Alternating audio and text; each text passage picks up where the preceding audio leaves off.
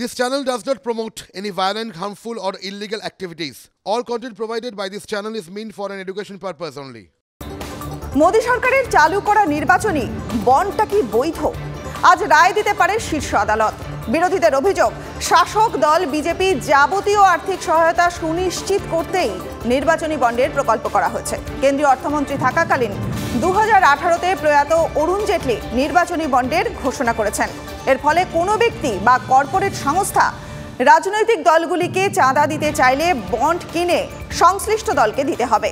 1000, 10,000, 1 লক্ষ, 10 লক্ষ এবং 1 কোটি টাকা মূল্যের বন্ড পাওয়া যাবে।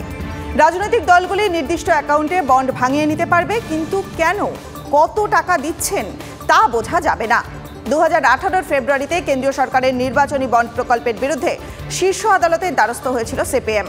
টানা 5 বছরের শুনানির পর 2023-এর নভেম্বরে 2 তারিখে নির্বাচন বন্ড নিয়ে শুনানি শেষ করেন প্রধান বিচারপতির নেতৃত্বাধীন 5 বিচারপতির সাংবিধানিক বেঞ্চ।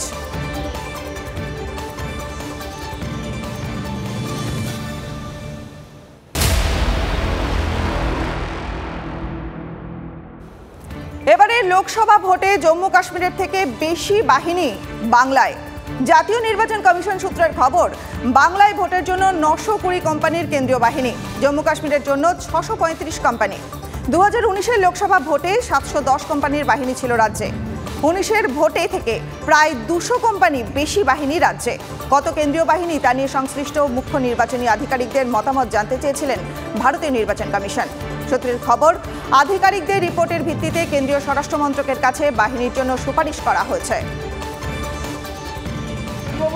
635 কোম্পানি বাহিনী জম্মুটা লাঠিতে তেল মাখানো হচ্ছে।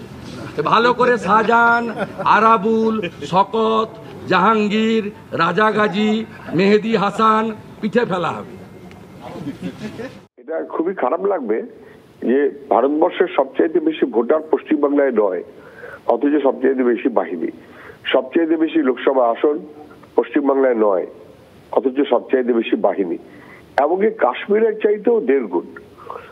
এইরকম একটা জায়গাতে যে বাংলাকে নিয়ে যাওয়া গেছে, এই কৃতিত্বে মুখ্যমন্ত্রী তাথুই করে নাচতে পারবেন যে আমার কৃতিত্ব দেখো। এটা খুবই খারাপ।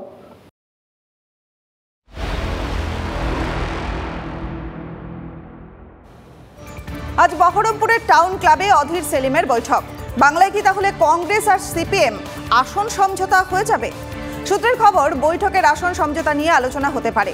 ঘাসফুল ছাড়াই হাতে এবার কাস্তে হাতুড়ি তারা। কি হবে মুর্শিদাবাদের 3 আসনের? মুর্শিদাবাদের লোকসভা আসন কি ছাড়া হবে সিপিএমকে? জঙ্গিপুর আসন কি পাবে কংগ্রেস? রাজ্যের 42 আসনেই হবে জোট। আজকের বৈঠকের দিকে তাকিয়ে লাল পার্টি, তিরঙ্গা পার্টির সমর্থক থেকে তৃণমূল, বিজেপি সকলেই। সিপিএমের মুর্শিদাবাদ জেলা সংগঠনের আজ বৈঠক রয়েছে। সেই বৈঠকে যোগ দেবেন সিপিএমের রাজ্য সম্পাদক। সূত্রের খবর, সেই কর্মসূচির মাঝেই বহরমপুর টাউন ক্লাবে অধীর চৌধুরীর সঙ্গে আলোচনায় বসতে পারেন মোহাম্মদ সেলিম। লোকসভা ভোটের মুখে 2 দলের আসন সমঝোতার নীল নকশা তৈরি হতে পারে ওই বৈঠকে। বৈঠকে বাড়তি গুরুত্ব দেওয়া হতে পারে মুর্শিদাবাদ জেলার 3টি লোকসভা আসনের দিকেও।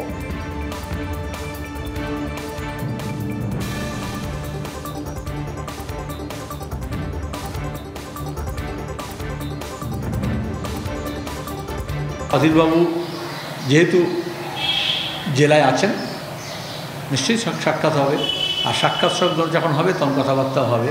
বামফ্রন্টের বাইরে যে সমস্ত দলগুলো আছে তাদের সঙ্গে যেমন কথা বলছি, সেরকম দাঁড়িয়ে কংগ্রেস এবং আইএসএফের সঙ্গে কথা বলবো।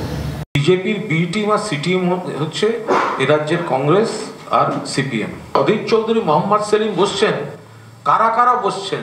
0 এবং 0, জোড়া গোল্লার বৈঠক। অধীর চৌধুরী চায় সব হেরে যাক, আমি একা আবার পার্লামেন্টে যাই, 7 বার না 8 বার হয়ে যাবে।